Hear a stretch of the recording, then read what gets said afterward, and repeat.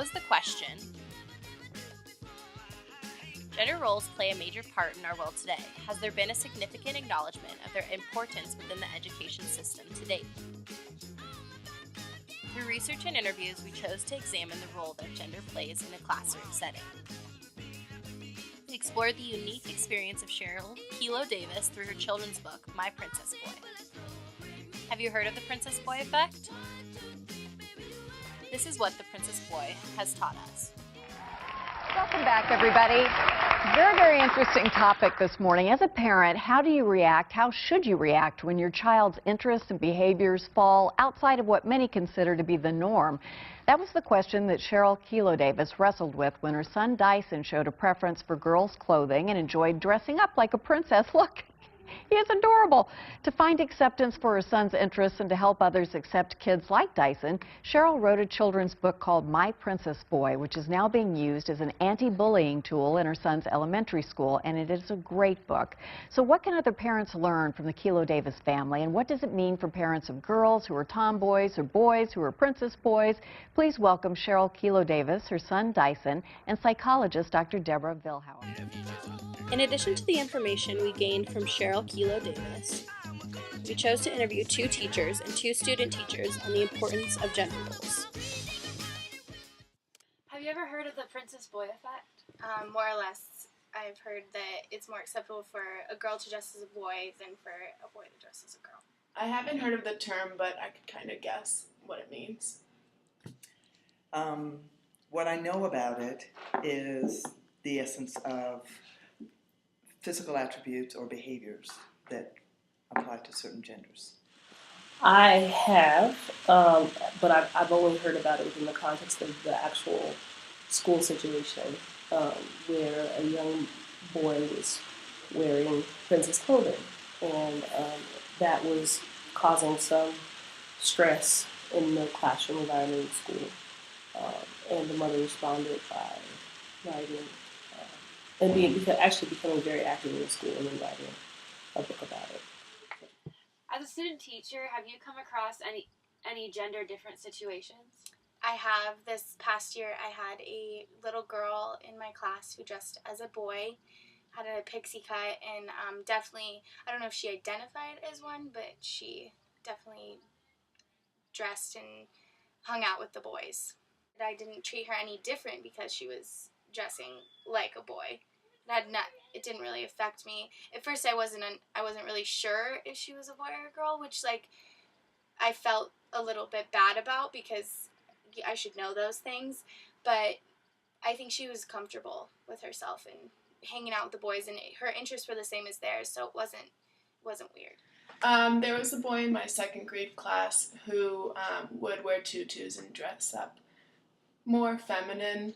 I never had a problem with it at all. There were some teachers that would say some weird comments to me, but I'm also from Berkeley, so I see things like that a lot. As a teacher, have you come across many gender different situations in your classroom? Yes, I have, many.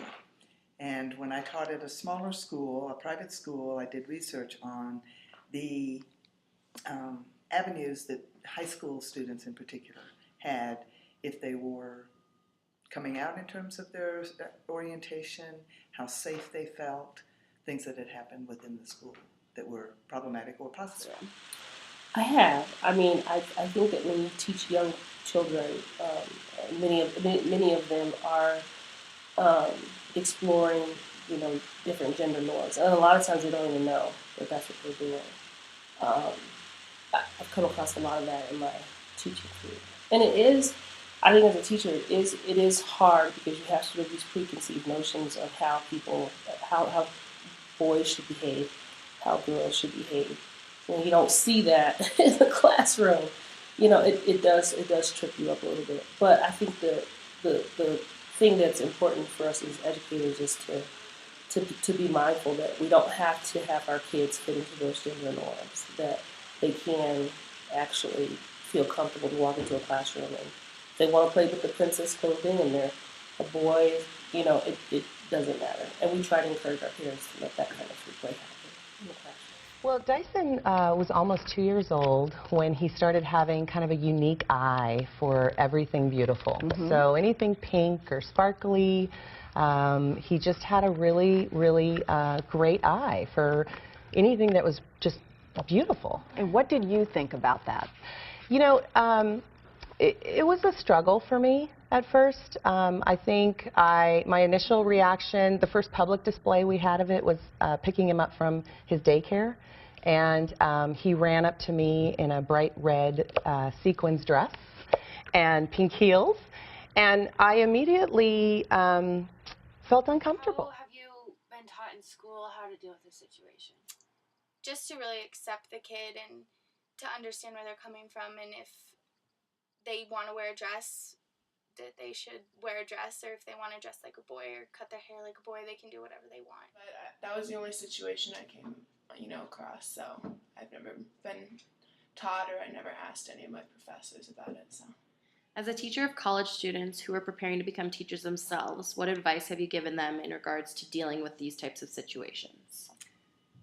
In my particular content now, I don't have as much opportunity to address it. However, I do hopefully emphasize the importance of determining learner style, the content, not assuming that all boys want a certain type of content and young women want others.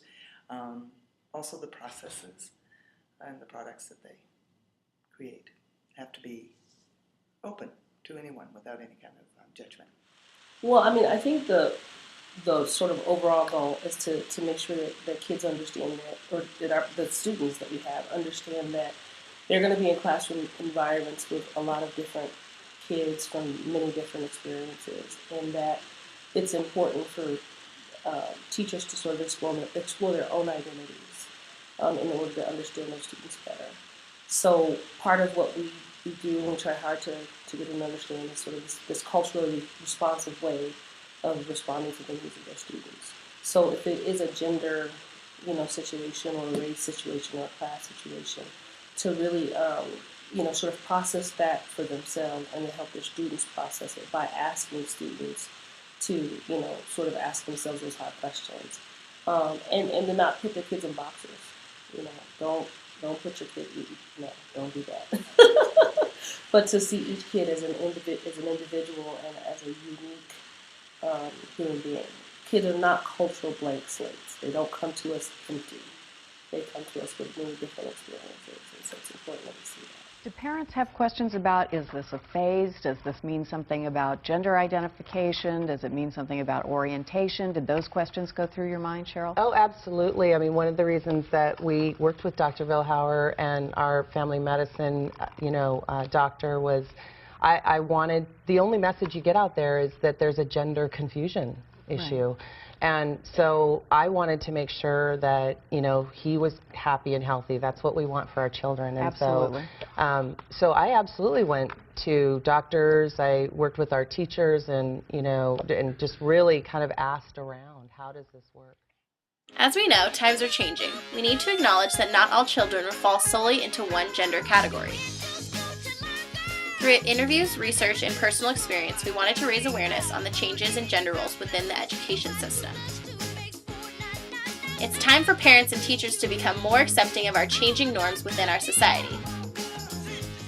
And now some concluding words from Dr. Deborah Vilhauer. Dr. Vilhauer, when things like this happen, whether it's a girl who is a super tomboy, although there's more societal okay for that than for boys who show a preference for girl things, how do parents handle this and incorporate it and sort of calibrate their expectations and reactions? Well, of course, parents will handle it in a variety of ways, in a lot of different ways. I think that it's important for parents to realize that there's more than one way to be a boy. There's more than one way to be a girl. We've got a very healthy, happy child here who's expressing his individuality and his creativity. He's a very creative child. He's interested in art and design, and this is one way that he is expressing that individuality. I think it's also important for parents to keep in mind that you invest now in your child or you pay later. that if we can, as parents, support our child's preferences and passions and show them that we love them for who they are. We love their authentic We selves. love them. Yeah.